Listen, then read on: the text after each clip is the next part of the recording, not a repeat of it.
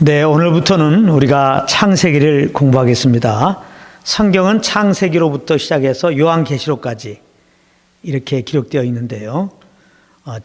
성경 제일 처음에 나오는 것이 바로 이 창세기입니다. 그래서 창세기 공부가 중요합니다. 제일 처음이기 때문에 그렇죠. 건물도 1층이 중요하잖아요. 기초가 중요한 겁니다. 이 성경의 기초와 같은 거예요. 우리가 성경 공부를 할 때 창세기를 잘 이해하지 못하면 성경을 온전히 알 수가 없어요. 마치 우리가 옷을 입을 때 첫 단추를 잘 껴야지 옷을 잘 입는 거 아니겠습니까? 마찬가지로 이 창세기를 잘 이해해야지 우리가 성경을 잘 공부할 수 있는데요. 전체적인 성경을 잘 이해할 수 있습니다. 성경은 예수 그리스도에 대한 책이에요. 은혜의 복음을 말씀하고 있는 겁니다. 그래서 이 창세기를 공부해야지 예수 그리스도에 대해서 잘 알 수 있어요. 은혜의 복음에 대해서 잘 이해할 수 있어요. 그렇기 때문에 이 창세기 공부가 굉장히 중요합니다.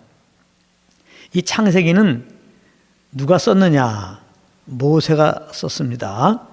모세가 이 창세기를 기록했는데 물론 성령의 감동함 따라 쓴 것이지만요. 하나님이 모세를 들어서 이렇게 창세기를 쓰게 하셨는데 모세는 창세기뿐만 아니라 출애굽기, 레위기, 민수기, 신명기 해서 이렇게 5개를 썼습니다. 소위 모세오경이라고 그랬죠. 모세오경을 이제 모세가 기록했는데요. 자, 그런데 좀 궁금한 거는 이 창세기를 보게 되면은 마치 모세는 하나님이 이렇게 천지 창조하는 그 시점에 있어서 그 시간에 이걸 보면서 이렇게 기록한 것처럼 그렇게 지금 성경에 나와 있습니다. 물론 우리와 같이 모세도 이렇게 실질적으로 하나님께서 천지를 창조할 때 그때는 없었죠. 그런데 마치 이제 하나님이 말씀으로 천지를 창조하는 모습을 그 현장에서 지켜보고 있었던 것처럼 이렇게 기록을 하고 있습니다. 아니 어떻게 모세가 태어나기도 전인데 이렇게 천지 창조에 대해서 상세하게 기록할 수 있지? 그 이유를 생각해 보면요. 물론 성령의 감동함으로 이제 모세가 썼다 그러면 뭐 할 말은 없습니다. 맞는 말이고요. 그러면서 이제 조금 더 구체적으로 한번 생각해 보게 되면은 이 조상 대대로 이 창조에 대한 말씀이 내려왔던 것이죠. 또 부분적으로 기록도 있고요. 이것을 모세가 성령의 감동함 따라 잘 묶어서 잘 정리해서 창세기를 기록한 것입니다. 창세기 2장 4절에 보면은 이런 말씀이 있어요. 천지에 창조된 대략이 이러하니라 이렇게. 그래서 조상부터 내려오는 그런 창조에 대한 얘기 또 그런 기록물들을 모세가 잘 이렇게 집대성해서 성령의 감동함 안에서 이렇게 기록한 것이 창세기다 이렇게 볼 수 있어요. 그 아담이 첫사람인데요. 아담이 범죄하기 전에는 에덴 동산에서 하나님과 함께 거했던 거 아시죠? 아마 그때 하나님께서 아담과 이렇게 함께 하시면서 천지 창조에 대해서 말씀해 주셨을 것입니다. 그렇지 않으면 아담이 물어봤을 거예요. 이 세상을 하나님이 어떻게 창조했습니까? 그랬을 때 하나님 물론 대답해 주셨겠고요. 그래서 아담이 이 천지 창조에 대해서 이 비밀을 알고 있었다. 그래서 그거를 이제 그 후세에게 이렇게 알려준 거죠. 그래서 이제 그 모세에게는 그 조상들로부터 이렇게 들은 천지 창조에 대한 얘기를 또 그런 기록물들을 잘 모아서 이제 성령의 감동함 안에서 이렇게 기록한 것이다. 이렇게 볼 수 있습니다. 그 사도행전 7장 22절에 오면은 모세가 애굽 사람의 학수를 다 배워 그 말과 행사가 능하다라 그랬어요. 모세는 이제 애굽의 왕자로 가게 되었죠. 그 애굽에서 정말 최고의 학문을 배운 겁니다. 그래서 이제 그 하나님이 그 배운 지식, 지혜 그것을 이렇게 사용하셔 갖고 이렇게 조상부터 내려온 천지 창조에 대한 얘기와 그런 기록들을 잘 이렇게 집대성하게 해서 창세기를 기록했다. 이렇게 한번 생각해 볼 수 있습니다. 이 창세기에 대한 이제 말씀을 인용해서 신약에도 여러 군데 이렇게 기록한 것을 볼 수 있는데요. 디모데전서 2장 13절, 14절, 그 다음에 로마서 5장 12절, 19절, 그리고 고린도전서 15장 12절, 19절 등에 보면은 창세기 말씀을 신약에서 인용한 것을 볼 수 있습니다. 제가 왜 이 말씀 하냐면은 창세기 내용을 보게 되면 우리 이성적으로 이해되지 않는 내용들이 좀 있습니다. 그래서 창세기는 그냥 설화다, 하나의 꾸며낸 얘기다. 세상 사람들이 또 인본주의 관점으로 이렇게 봐서 신학자 중에서도 인본주의 관점으로 이렇게 성경을 보면서 그렇게 말하는 사람도 있어요. 그런데 절대 그렇지 않다는 겁니다. 신약에서 이제 창세기를 이렇게 인용한 걸 보면 창세기는 그 자체가 생명의 말씀, 진리입니다. 진리. 예수님도 인용하셨어요. 마태복음 19장 4절부터 6절에 보면 예수님이 이제 결혼에 대한 얘기를 하시면서 사람이 그 부모를 떠나서 아내에게 아파요 그 둘이 한 몸이 될지니라 하신 것을 읽지 못하느냐. 하나님이 이렇게 짝지어진 것을 사람이 나뉘게 할 수 없다 하면서 이제 이 결혼에 대해서 말씀하시잖아요. 이게 창세기 2장에 있는 내용입니다. 2장에 있는 말씀을 그대로 인용해서 예수님도 말씀했으니까 예수님도 창세기를 하나님의 말씀으로 진리로 이렇게 인정하고 있는 것을 우리가 알게 되죠. 창세기는 진리입니다. 절대 사람이 꾸며낸 얘기가 아닙니다. 이제 우리가 이 창세기 이렇게 이름하고 있는데 이 창세기는 히브리어로 베레시트라는 말입니다. 베레시트. 뭐 저도 잘 몰라요. 히브리어. 헬라어도 잘 모르고. 그런데 가끔 제가 말씀 전하면서 헬라어를 인용하고 또 히브리어를 인용하는 것은 그 의미가 있어서 그래요. 그래서 이 창세기는 베레시트라는 말인데 그 뜻은 뭐냐? 시작이다. 그래서 영어는 in the beginning 그렇게 시작하잖아요. 태초에 in the beginning 시작 그리고 처음에 그런 뜻입니다. 시작 처음에 이제 그런 것이 이 창세기의 뜻인데요. 그래서 한마디로 창세기는 모든 시작에 대해서 이렇게 기록되어 있습니다. 창세기 1장 1절 이후에 보면은 천지가 시작되는 것에 대해서 이렇게 나와 있죠. 그런가 하면은 창세기 1장 27절 이후에 보면은 인류가 시작된 그 시작이 나와 있습니다. 그리고 창세기 2장 21절 이후에 보면 결혼의 그 시작이 나와 있습니다. 결혼 제도를 하나님 만드신 거 아시죠? 하나님 만드셨습니다. 그 다음에 창세기 3장 6절 이후에 보면은 인류의 죄악의 시작이 이렇게 나와 있습니다. 안타까운 일인데요. 그런가 하면 이제 창세기 3장 21절 이후에 보면은 구원의 시작이 나와 있습니다. 이렇게 연약한 사람들이 사단의 꼬임에 빠져 죄를 범하는데 하나님이 이 메시아를 통해서 예수 그리스도를 통해서 이제 결국은 우리를 구원하시잖아요. 그 구원의 시작이 복음의 시작이 바로 이 창세기 3장부터 나오게 됩니다. 그런가 하면 창세기 4장 17절 이후에 보면은 문화의 시작이 나옵니다. 그리고 창세기 10장 1절 이후에 보면 인종의 시작이 나와요.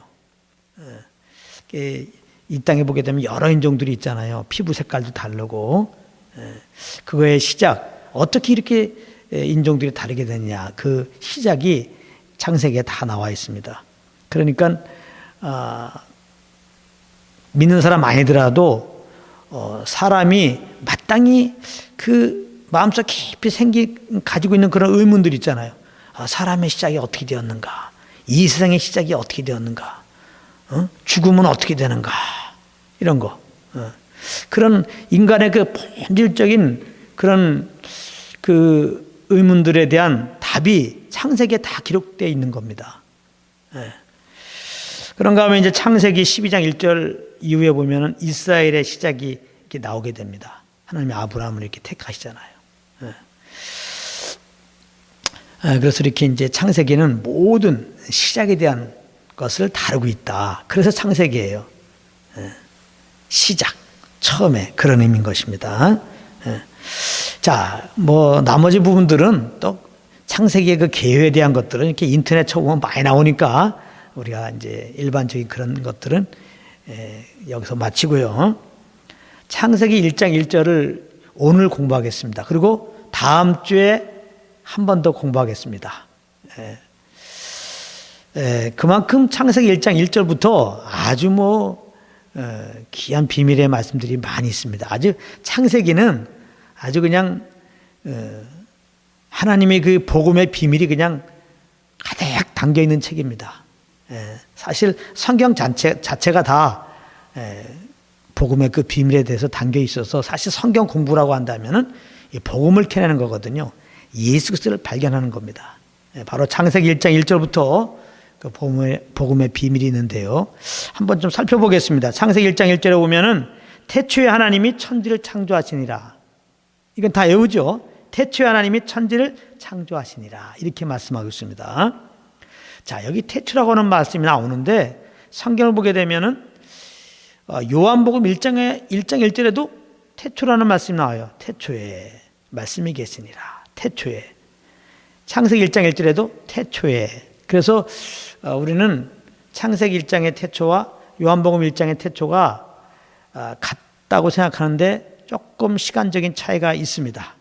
요한복음 1장 1절에 나오는 태초는 그 무시무종한 상태의 태초입니다. 처음과 끝이 없는 상태의 태초예요. 그리고 창세기 1장 1절에 지금 우리가 공부하는 이 태초는 무시무종한 상태에서 시간의 시작됨을 말하는 겁니다. 타임, 시간이 타임이잖아요. 타임의 시작을 말하는 거예요. 그러니까 이 시간의 시작이 있었기 때문에 시간의 끝이 있습니다. 반드시 끝이 있어요. 지금 인류는 그 끝날을 향해서 지금 가고 있는 겁니다. 물론 한 사람 한 사람 우리의 목숨도 이제 부모로부터 태어날 때가 있죠. 그리고 이제 다시 흙으로 돌아갈 때가 있습니다. 그런가 하면 이 세상이 무시무종한 상태에서 태초에 시간이 시작되었어요. 이제는 이 시간이 이렇게 흘러갑니다. 종말을 향해서 흘러간다 이 말이에요. 이걸 꼭 알고 있어야 됩니다. 그래서 이 시간도 결국은 하나님이 만드신 거라고 알 수 있죠. 시간이 하나님 만드신 거예요. 바꿔 말하면 하나님이 이 시간의 주인이라 이 말이에요. 그러니까 피조물 입장에서는 시간을 아껴야 되겠죠. 우리는 시간을 아껴야 돼요. 시간을 아낀다는 건 뭐예요? 나를 위해서 시간을 사용하면 안 되겠죠. 주님을 위해서 시간을 사용해야 되겠죠. 그래서 에베소 5장 16절에 보면은 세월을 아끼라 때가 악하니라 이렇게 되어 있어요. 세월을 아끼라 때가 악하다. 아끼라 말이에요. 근데 제가 이렇게 말씀을 묵상하는데 영어로 보니까 이 아끼라 이것을 redeeming 그랬어요. redeeming the time. redeem. 예수님을 redeemer 이렇게도 표현하잖아요. 구원자. 죄에서 구원할 때를 이제 redeem이라는 단어를 쓰거든요. 그러니까 세월을 아껴라. 세월을 구원하라 그런 뜻입니다. 그러니까 많은 경우 우리가 세월을 지금 시간을 죽이고 있는 거예요. 이제 우리가 죽이고 있는 시간을 살려내라 이 말이야. 살려내라. 그러면 세월을 죽이고 있다. 시간을 죽이고 있다는 의미는 뭡니까? 이 시간을 만드신 분, 이 시간의 주인이 주님인데 주님을 위하여 사용하지 않고 나를 위하여 사용하고 있다 이 말이에요. 내 영광을 위해서 살고 있다 이 말이에요. 그게 지금 시간을 죽이고 있는 거예요. 이제 세월을 아끼란 말이에요. 죽은 시간을 좀 살리라 이 말이에요. 주님을 위해서 그 시간을 주님을 위해서 드려라 이 말입니다. 그게 세월을 아끼라는 의미예요. 자, 그러면 나를 위한 시간에서 주님을 위한 시간으로 이제 우리가 사용하는 것은 어떻게 하는 거냐? 다른 거 없습니다. 또 시간을 주님에서 드려라 그러니까 그냥 항상 기도만 하고 앉아있고 전도만 하고 앉아있고 전도만 하고 있고 성경만 보고 읽고 그러라는 얘기는 아닙니다. 굉장히 중요한데 기도만 하고 있으면 또 어떻게 가정생활하고 직장생활해요. 그러잖아요. 그러니까 시간을 주님을 위해서 써라. 주님에서 드리라. 이 죽은 시간을 살려내라. 이 의미는 시간의 주인된, 시간을 만드신 주님과 함께 살라 이 말입니다. 그러니까 예수 믿지 않은 자들은 다 시간을 죽이고 있는 거예요. 하나님을 위해서 살지 않잖아요. 다 자기 영광으로 살잖아요. 근데 예수 믿고 구원받은 사람들은 그게 아니죠. 이 몸도 주님의 것이고 이 시간도 주님의 것인 것을 우리는 알잖아요. 알았으니까 좀 시간을 주님께 드리는 시간으로 살라 이 말이에요. 시간을 좀 살려내라 이 말입니다. 그것은 뭐예요? 이제 우리 안에 오신, 우리 안에 계신, 우리 안에 영원히 거하시는 성령과 교통하면서 이분의 인도함을 따르면 그게 주님을 위한 삶이에요. 그래서 주님을 위한 삶이라는 걸 잘 알아야 됩니다. 주님을 위한 것은 우리가 어떠한 것을 행하는 것이 주님을 위한 것이 아니고 이제는 내 안에 오셔서 이렇게 나를 인도하시는 주님께 이끌려 사는 것이 그게 곧 주님을 위한 거예요. 그것이 곧 예배입니다. 주님께 이끌리는 그런 흐름 안에서의 찬양, 주님께 이끌림 안에서의 기도, 예배, 이런 것이 기도고 예배고 찬양이지. 주님, 그러니까 그걸 보고 성령 안에서 기도하는 거다. 들어봤죠? 성령 안에서 예배하는 거다. 성령 안에 찬양. 성령으로 말미암아야지. 그렇지 않으면 다 내 의가 돼가지고 아무리 주님을 위한다고 하면서 무엇을 한들 그것은 내 의가 되어서 하나님이 결코 받지 않는 것입니다. 그래서 예배는 신령과 진정으로 드리는 거다. 그거는 우리의 그 정성을 다해서 드린다는 그런 의미가 아니에요. 신령은 인스피릿이거든요. 성령 안에서. 진정은 진리, 인추루스. 성령께서 주시는 그 말씀, 성령께서 인도하시는 그 인도함을 따라서 사는 것 자체가 예배라는 겁니다. 할렐루야. 온전한 예배를 드리시는 은혜가 있기를 정말 바라는데요. 자, 그래서 이제 태초에 공부했습니다. 태초에 무신무종한 상태에서 이제는 시간이 시작되었습니다. 그때 이 태초에 참 시간이 시작될 때 하나님이 천지를 창조했다는 거예요. 이 천지를 창조하신 분이 나옵니다. 누구냐? 하나님이라는 거예요. 성경은 분명히 말씀하고 있어요. 이 세상을 창조하신 분이 있다. 그분이 하나님이라는 거예요. 분명히 말씀하고 있어요.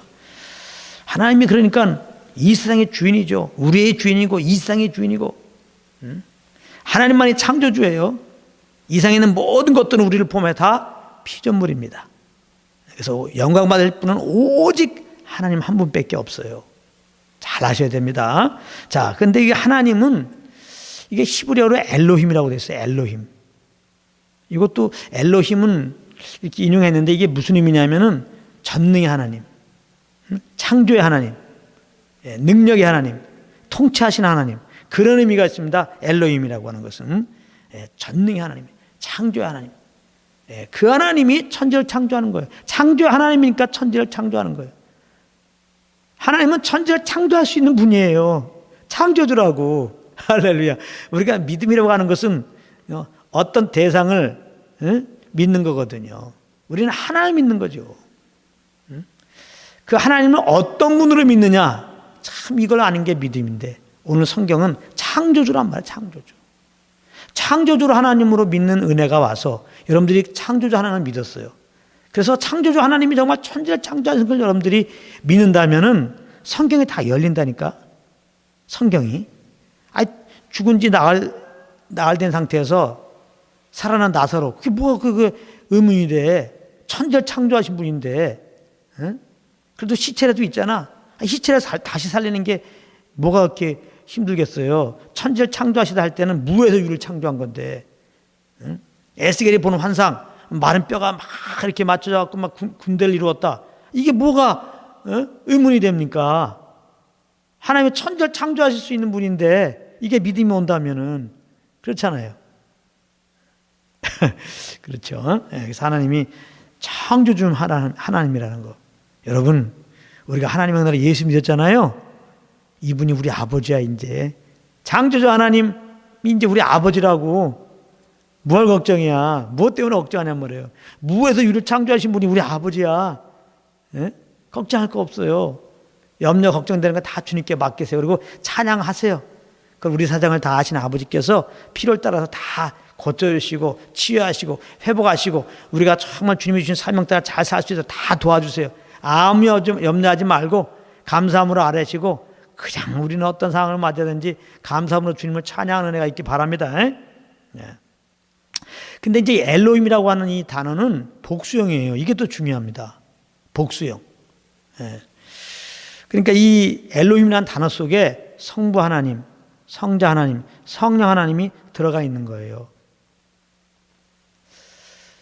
신명기 6장에 보게 되면은 하나님은 한 분이다 이렇게 나오잖아요. 우리가 많은 경우 하나님은 한 분이다 이제 그렇게 알고 있어요. 그거 틀린 말이 아닙니다. 하나님은 한 분이다 할 때 그 하나가 숫자적인 개념이 하나로 생각하면 안 됩니다. 그런 문제가 돼요. 그러면 하나님이 말씀 육신이 되어 오셨어. 그러면 하늘에는 우리 하나님이 안 계셔. 하늘에 비었어. 이 땅에 오셔갖고 이제 하나님이 막 핍박받으시고 고통받으시고 십자가에 달리셔갖고 이제 죽으셨어. 그래서 이제는 무덤에 들어가셨어. 아무튼 무덤에 들어가신 다음에는 이 땅에도 없어. 이제 하나님은 무덤에 계시지. 3일 만에 정말 살아나서 다행이지 안 살아났으면 큰일 날 뻔했어. 그렇게 생각되잖아요. 그렇지 않습니다. 그 하나라고 하나님은 한 분이라 한 분이시니 할 때 그 하나는 유일하다는 개념이에요. 모든 신들보다 뛰어난 신이다, 참신이라는 의미입니다. 물론 이제 귀신들이 있죠. 그건 참신이 아니죠. 하나님을 대적한 더러운 영들이죠. 우리를 이렇게 죄를 범해서 사망 아래 처하게 하고 지금도 이렇게 많은 사람들을 미혹하고 있고 믿는 사람도 이렇게 온전히 주님과 관계 못 맺게 하고 도역자가 주님을 멸망시키는 일들을 하는 그거는 사실 신도 아닌데 아무튼 귀신이 나오니까 이런 우리 영혼을 죽이는 그런 신들은 가짜 신이고 우리 영혼을 살리는 참신, 유일한 신, 사랑의 신, 할렐루야. 유일한 신이야 말이야. 진짜 신, 모든 신들로의 구별된 신, 뛰어난 신, 신들 외의 신. 그러니까 유일하다는 개념의 한 분이라는 말이에요. 그러니까 엘로힘은 지금 복성이 되어 있어요. 그래서 성부 하나님, 성자 하나님, 성령 하나님. 우리는 이걸 아셔야 돼요. 그래서 마태복음에 보게 되면은 예수님이 이렇게 물세례 뱉고 나오십니다. 예수님 누구예요? 성자 하나님. 성자 하나님이 이렇게 요한으로부터 물세례 받고 나왔더니 하늘에서 비둘기같이 성령 하나님이 이렇게 예수님에게 임했다고 그랬어요. 그 성령 하나님이에요. 그리고 이제 하늘에서 소리가 들려옵니다. 성부 하나님의 소리가 이는 사랑하는 아들이요 내 기뻐하는 자라. 이건 또 성부 하나님이거든. 그러니까 성부 하나님, 성령 하나님, 성자 하나님이 동시에 이렇게 나타나는 것을 볼 수 있죠. 그래서 하나님은 숫자적 개념의 한 분이 아니다. 성부, 성자, 성령 하나님이 이제 한 하나님이시다. 이것을 잘 알고 이제 하나님 할 때는 성부, 성자, 성령 하나님이 함께 함축되어 있다는 것을 알고요. 그래서 창세기 1장 26절에 보면은 우리의 형상을 따라 우리의 모양대로 그랬어요. 우리의 모양대로 사람 만들자. 우리의 형상 따라. 복수잖아요. 하나님이 한 분이라면 숫자적인 개념이 한 분이라면은 내 형상을 따라 이렇게 나와야죠. 단수로 나와야 되는데 우리라고 그랬잖아요. 그러니까 성부 하나님, 성자 하나님, 성령 하나님 꼭 기억하시기 바랍니다. 그러니까 천지 창조할 때 성부, 성자, 성령 하나님이 함께 이렇게 천지 창조하신 거예요. 하나님이 천지를 창조하시나 엘로힘 하고 나오잖아요. 계시록 4장 11절에 보면은 주께서 만물을 지으신지라 분명히 말씀했어요. 성부 하나님이 만물을 지었다고 나와 있어요. 또 골로에서 1장 16절에 보면은 만물이 그에게 창조되되, 그러니까 성자 하나님을 말하는 거거든요. 만물이 예수님부터 나왔다는 거예요. 또 시편 33편 6절에 보면은 그 만상이 이 만물이 그 입 기운으로 이루어졌다. 그 하나님의 입의 기운이 바로 성령 하나님을 말하는 거예요. 성령 하나님의 역사로 만상이 지어졌다는 겁니다. 성경에서 분명히 성부, 성자, 성령 하나님이 이렇게 천지를 창조한 것을 볼 수 있어요. 우리의 구원도 마찬가지입니다. 우리가 구원받은 것도 가만히 보면은 성부, 성자, 성령 하나님의 합작품이라고 볼 수 있습니다. 에베소 1장 4절에 보면은 성부 하나님이 창세 전에, 이 세상을 만들기 전에 그리스도 안에서 우리를 택했다는 겁니다. 구원하기로. 하나님이 구원을 계획하신 분이에요. 또 로마서 5장 8절에 보면은 예수님이, 성자 하나님이 우리 죄 위에서 피 흘려 죽으셨다고 말씀하고 있어요. 그 예수님이 우리의 구원의 주님이십니다. 그리고 로마서 8장 11절에 보면은 예수님을 죽은 자 가운데서 살리시는 이의 영이 나와요. 성령 하나님. 성령 하나님이 우리 죄를 위해 죽으신 예수님을 4일 만에 살리신 분이에요. 그리고 이제 우리 마음 각기 제 길로 가고 있는 우리들의 마음을 일깨워주고 십자가 죽으시고 부활하신 예수님이 구주인 것을 알게 하시고 믿도록 도와주신 분이 성령 하나님이에요. 그래서 그 도움으로 우리가 예수가 구원자인 것을 우리가 그 믿음을 받아갖고 예수를 믿은 거거든요. 예수를 믿고 구주라고 시인한 거거든요. 그래서 고린도전서 12장 3절을 보게 되면은 성령으로 아니하고는 예수를 주라고 신할 수 없다, 그렇게 말씀하고 있는 겁니다. 그래서 성부, 성자, 성령 하나님이 우리를 이제 구원하실 것이다. 그러니까 우리는 창조주 하나님, 구원의 하나님을 항상 찬양해야 되는데, 그러니까 성부 하나님도 찬양해야 되고 성자 하나님도 찬양해야 되고 그 다음에 성령 하나님도 찬양해야 되는 거예요. 근데 이제 한 가지 의심이 되는 거는 성경에 보면은 하나님도 찬양하라, 예수님도 찬양하라 이런 말씀은 많이 나오는데 성령님 찬양하라, 그것은 많이 안 나옵니다. 왜 그럴까 좀 이렇게 나름 생각해 보았는데, 성령님은 아주 겸손한 영이에요. 사실 예수님이 이 땅에 오셨을 때 그냥 아버지만 높이잖아요. 하나님 아버지, 하나님 아버지. 예? 그러죠. 아버지께로 인도하러 왔다. 아버지께서 주는 말과 보여준 대로만 행하겠다. 오직 아버지만 이렇게 나타내시잖아요. 성령님은 오직 예수만, 오직 예수만 높이라, 예수만 구주라, 예수만 따르라. 성령님은, 성경은 성령님이 기록한 거잖아요. 그래서 성경을 보게 되면 성령님은 너무나 겸손한 영이라 예수께로 우리 인도한단 말이에요. 그 예수로 말미암아 아버지께로 가도록 인도해요. 예수만 찬양하라고 그래요. 그 예수로 말미암아 아버지만 찬양하라고 그래요. 그러니까 이걸 알고 성경에 그냥 구체적으로 성령을 찬양하라 그렇게 말씀하지 않아도 성령을 찬양해야 되는 겁니다. 물론 하나님을 찬양하라 할 때는 그 속에 성령 하나님도 들어가요. 물론 성령을 찬양하라는 말도 되는데, 그래서 우리가 그걸 알고 그러면서도 성령님을 찬양하는 삶이라 할까, 그것이 무엇이냐, 사실 그거는 성령님과 동행하는 것이 성령님을 찬양한 것이다, 그렇게 생각됩니다. 성령님은 우리를 이렇게 도와주러 오신 분이거든요. 이렇게 예수님을 알고 하나님을 알고 예수님을 높이고 하나님을 높이게 하기 위해서 이제 오신 분이니까, 성령님이 오신 그 목적 따라 우리가 항상 성령님 인정해드리고 그분의 이렇게 인도함 따라서 말하고 일하면 성령님이 너무나 기뻐하세요. 그것이 곧 성령님을 찬양하고 높이는 거예요. 그래서 성령 인도함 받으라, 이 말이 뭐야? 한마디로 성령님을 찬양하라, 이것을 알고 잘 인도함 받음으로 예수님을 찬양하고 하나님을 찬양하듯이 성령님을 찬양하는 은혜가 있기 바랍니다. 할렐루야. 그래서 이제 태초에 됐어요. 하나님이 뭘 창조했어요? 천지를 창조했단 말이야. 천지, 이거 중요합니다. 뭘 창조했어요? 천지를 창조했다. 근데 이게 원해 보게 되면은 천지, 하늘 그랬는데 이제 하늘들입니다. 헤븐스예요. 하늘들과 땅을 할 때, 이 땅은 우리가 이제 밟고 있는 이 땅을 말하는 게 아니라 지구를 말하는 겁니다. 지구. 하늘들과 이 지구를 만드셨다. 아시겠어요? 네. 근데 이제 이 하늘은 이제 복수로 이렇게 나오잖아요. 그래서 성경을 이렇게 자세히 보게 되면은 우리가 이렇게 보는 하늘이죠. 우리가 눈으로, 우리가 육안으로 보이는 이 하늘, 이 스카이라고 하는 이 하늘이 첫째 하늘이라고 그런다면은 이제 하나님이 계신 그 하늘, 그 셋째 하늘이라고 볼 수 있죠. 예, 사도 바울이 한번 갔다 왔다고 하는 그 낙원이 있는 그 하늘. 그런가 하면 이제 공중권세 잡은 자라고 표현하잖아요. 원수마이가.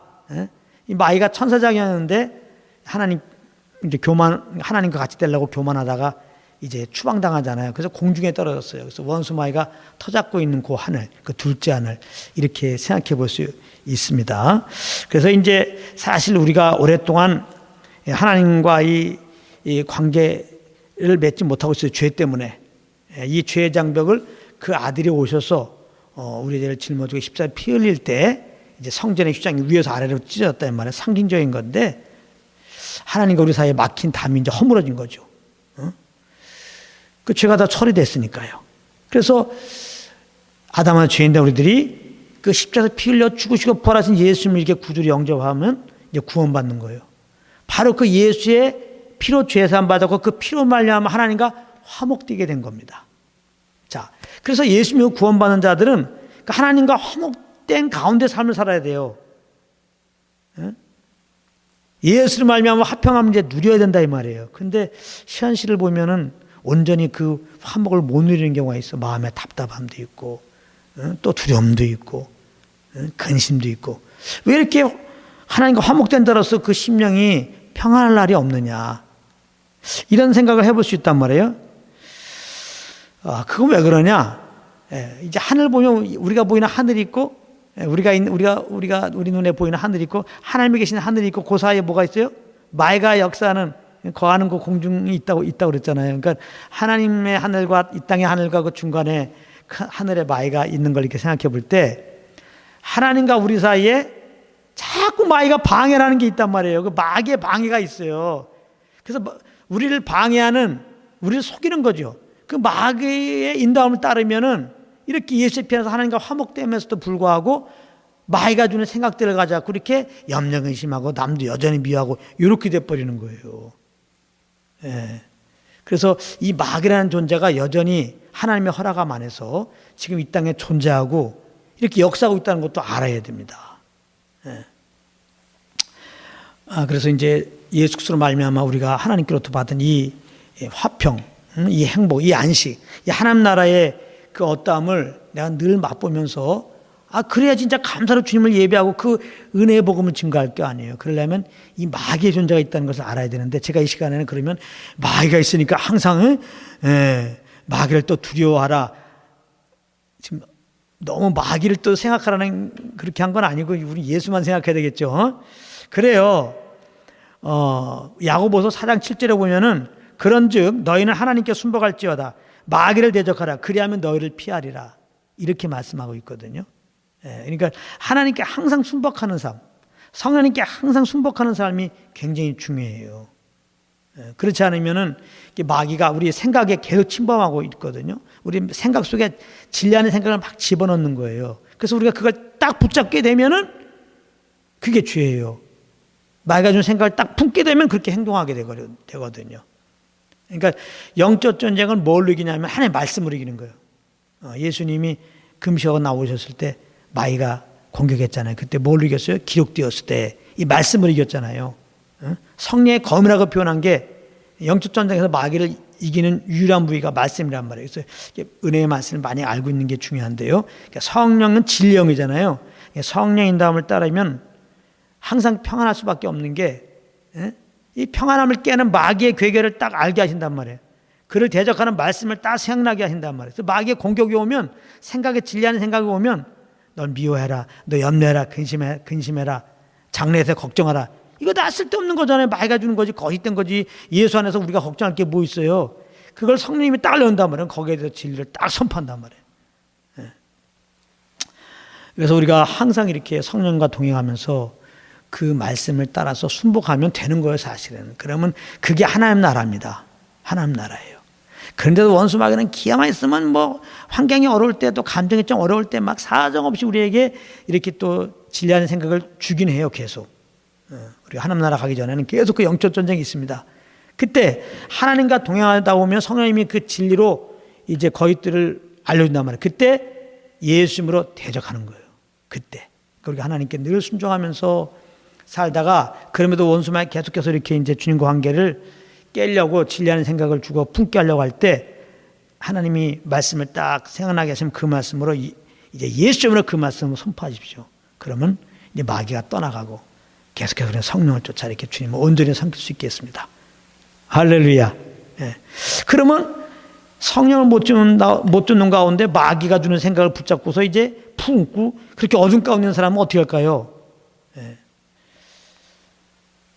성령님이 그 거듭난 사람이나 그 안에 있는 성령님이 근심하시면서 계속 회개하라고 하시죠. 잘못된 거. 그러면 성령님이 알려준 죄를 잘못했습니다. 회개하고 다시 성령의 이끌림 받으면 돼요. 예. 그러면 아무 문제 없어요. 성령의 이끌림 받아서 그대로 사시기 바랍니다. 예. 예. 원수마귀가 여러 가지 이렇게 존재하고 우리에게 공격한다고 어떤 사람들은 맨날 영적 전쟁이라고 맨날 마귀가 떠나가라 마귀가 떠나 그러고만 앉아 있어. 그게 아닙니다. 이제 알았죠? 예, 사실 우리는 마귀가 우리 해할 수도 없어요. 건드릴 수도 없어요. 우리는 그리스도 안에 있는데요. 그래서 항상 의와 평화 희락을 누릴 수밖에 없는데 예? 성령을 쫓아 행할 때 그것이 가능하단 말이에요. 그래서 성령을 쫓아 행하시고 성령을 쫓다가 이렇게 마귀의 공격이 오면 성령이 알려준단 말이에요. 거기에 대해서 말씀으로 대적하고 우리는 성령을 쫓으면 된다 이 말이에요. 그리고 혹시 어둠 가운데 지금 계시는 분들은 또 마귀가 때문에 그래 그래서 마귀를 쫓지 생각하지 마시고 가만히 주님 앞에 있으면 잘못한 거 회개하라고 그래요. 그러면 성령님이 알려준 거 자백하고 다시 성령을 쫓아서 그냥 가면 되는 거예요. 너무 마귀라는 존재가 있다고 그것을 의식을 하고 그냥 너무 그걸 두려워하고 그러지 말고 항상 우리는 내 안에 성령님이 계시고 성령님이 내게 인도하는 것만 의식하고 그렇게 따라가면서 이렇게 어둠이 분별해주면 예수님을 대적하고 말씀을 대적하고 또 주님을 따라가고 혹시 잘못한 거 있으면 회개하면서 또 성령을 쫓아가고 더 성령을 쫓을 이유가 그래서 있는 거죠. 마귀가 항상 이렇게 있다는 거. 그래서 우리가 성령을 쫓지 못하면 마귀의 공격받고 우리가 어려울 수 있다는 거. 이런 것 정도를 우리가 알고 이제 이미 예수의 피 안에서 우리는 구원받았고 하나님과 화목된 자라는 것을 알고 그 화목을 누리는 늘 성령과 동행하면서 그 하나님 나라를 경험하는 그래서 감사로 항상 주님을 예배하고 우리 주 예수 그리스도를 높이는 여러분들 되시기를 예수님으로 축복합니다.